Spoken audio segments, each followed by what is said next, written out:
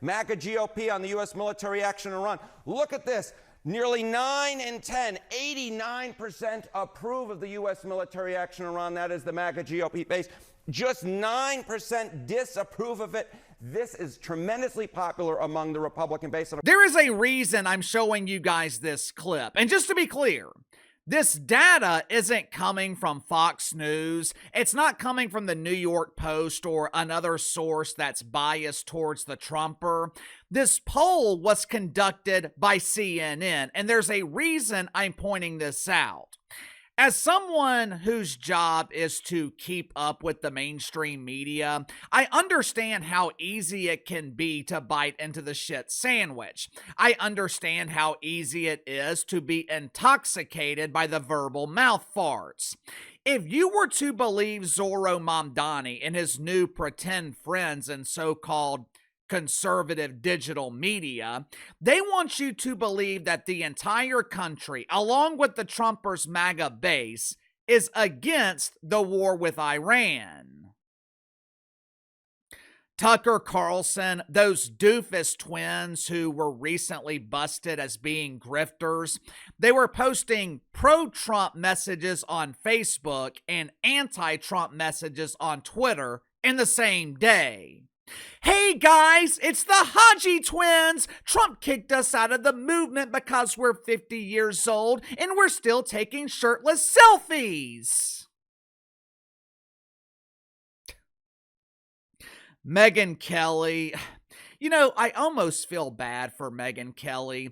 Ever since she was labeled as a grandma on social media, it seems like Megyn Kelly has been trying desperately to be young again. You know how some people can curse and it sounds natural? It's almost second nature. It happens in the flow of conversation. With Megyn Kelly, her cursing always seems forced. I feel secondhand embarrassment for her every time she does it because it feels like Megyn Kelly is desperately trying to fit in with the cool kids when she's old enough to be the cool kid's mother. Anyway, Zohran Mamdani and his new pretend friends in the so-called conservative podcasting sphere, they want to convince us that the Trumpers' decimation of the Iranian regime is unpopular. Meanwhile, CNN just proved the complete opposite. Yes, the higher gas prices suck. I rarely pay attention to gas prices. I always spend $30 as soon as my gas tank's at a quarter of a tank, and it usually gives me a full tank with the $30. But earlier today, I get my usual $30 worth of gas, and it barely gives me half a tank. Gas is damn near $4 a gallon. Grocery prices were already high thanks to our former fearless leader Johnny B. Biden, and they're about to be significantly higher. I'm not going to sit here and lie to you and say that there aren't any negative impacts with the war in Iran, but you also have to look at the bigger picture, which conveniently is left out a lot of these conversations on other podcasting platforms. This isn't really a war with Iran. This isn't a war with the Iranian people. This is a war with radical Islam. This is a war with a dangerous ideology that has infected our country. And if you want to see what the future of America looks like under Islamic leadership, look no further than the dump known as New York City under the disastrous leadership of Zohran Mamdani. Make sure to like and subscribe. You can follow me on Twitter at KC_BTL84. So going into the sponsor for today's video, my good friends at Fluffernoggin. I am not a big snacker. I don't eat a lot of junk food, but there are times during the week, like today when I had a dentist appointment, too busy to stop and get lunch, and I need something quick and easy, but also filling enough to get me to dinner. One thing I found that fills me up, beef jerky. Problem is, a lot of beef jerky tastes like you're biting into a flat tire. Good news is I no longer have that problem because I started buying gourmet beef jerky from Fluffernoggin. Now, you're probably thinking, what the hell is a Fluffernoggin? Fluffernoggin is gourmet beef jerky that is 100% made in America. You don't have to worry about consuming foreign cows because all these cows are homegrown. Each recipe from Fluffernoggin is handcrafted with the perfect amount of seasoning. First beef jerky I've ever tasted that literally melts in your mouth. Fluffernoggin comes in a variety of flavors ranging from mango habanero, Korean barbecue. They even have a flavoring of craft beer. Or if you're like me, you'll just stick with the original style flavoring. So click the link in the description or the pinned comment below. Use my promo code BTL30, BTL30. Receive 30% off your first purchase with Fluffernoggin. Today is St. Patrick's Day, or as most people in America prefer to call it, Tuesday.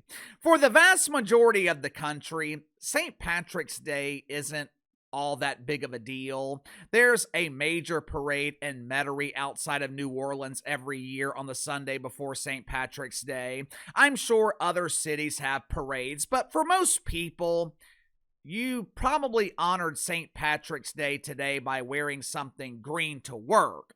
But for the Irish, St. Patrick's Day is a very big deal. Irish Americans make up 5.3% of New York City's population. As the mayor of the city, as someone who prides himself on being an inclusive mayor, Zohran Mamdani was expected to give a speech to celebrate and honor St. Patrick's Day.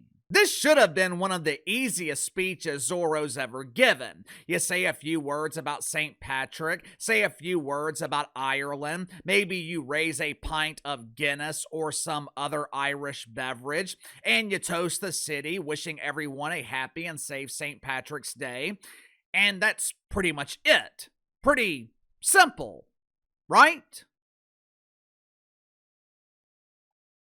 During his speech, Zorro praised Mary Robinson, the former president of Ireland. He praised the Irish people for fighting oppression and preaching solidarity throughout the world.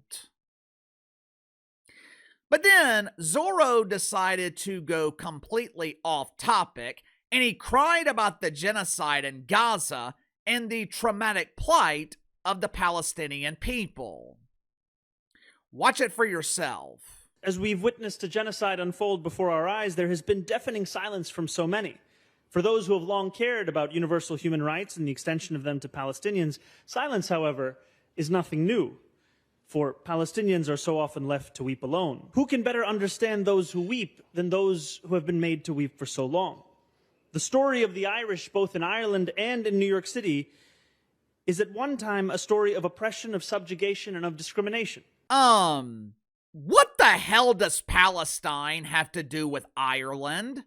Just to be sure, I double-checked to make sure that there wasn't a city named Gaza in Ireland. Imagine my surprise when I found out that there was no city named Gaza and no city named Palestine in Ireland. But KC, Ireland's been one of the strongest supporters of Palestine in the European Union.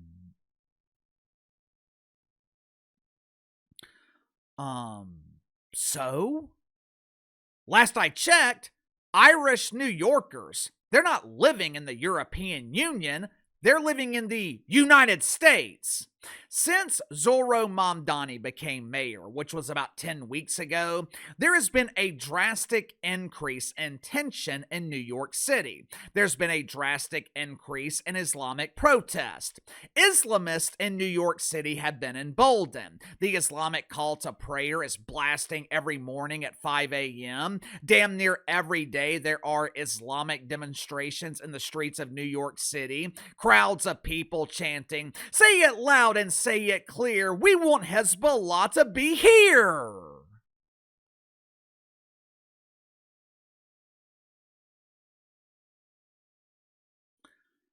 Remember the people in the Middle East who were celebrating after 9/11? They were burning American flags. They were celebrating Osama bin Laden. A lot of those people and their ideology, it is now right here in America. Over the last couple of decades, and especially over the last 4 years with John Biden, we have taken the problems in the Middle East and we have imported those problems to America, all in the name of inclusion, all in the name of political asylum.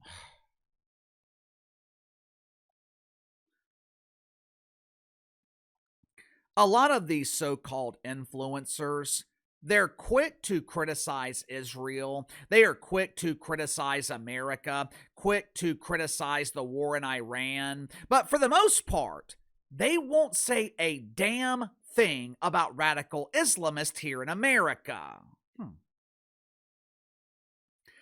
I wonder why. Zohran Mamdani was heavily criticized for politicizing something like St. Patrick's Day. Bill Donahue, not to be confused with Phil Donahue, the former talk show host, Bill Donahue is the president of the Catholic League, and he pointed out the fact that Zohran Mamdani is constantly trying to be the victim. He sees oppression everywhere. He's constantly trying to save someone from a mythical oppressor. This is the mentality of the left. Bill Donahue is right. This is the mentality of deacons at Woke United Methodist, but it's also the mentality of Islamists, and it's one of the reasons they have combined forces with doofus Democrats. When Islamists are the minority, they claim to be oppressed. They claim to be the victims of Islamophobia, which to me is a made-up term. I've never heard of Buddhist phobia. I've never heard of Christian phobia or atheist phobia. You know why people aren't afraid of them? Because they're not chanting death to infidels and they're not flying planes into skyscrapers. Islamists are trying to use our tolerance against us, and even though they don't know it, doofus Democrats are also being used. Democrats think they are using radical Islamists to further their cause, but the reality is, doofus Democrats are being used to spread radical Islam. Same thing happened in Iran back in the 1970s. Communists and Islamists, they came together. They destabilized the Iranian government, overthrew the Shah of Iran. To their credit, it worked, but look how that turned out. You never really heard about communism in Iran past 1979. Want to know why? As soon as they were no longer useful, the Islamists got rid of them. Look at what's happened in the last 25 years here in America. Look how fast radical Islam has spread. The city that promised to never forget, the city that for decades was the beacon of American exceptionalism, that same city has elected an Islamist mayor, and I guarantee you, the 25th anniversary of 9/11 later this September, it will be protested by Islamists in New York City. Sound off in the comments below. I'll see you guys tomorrow.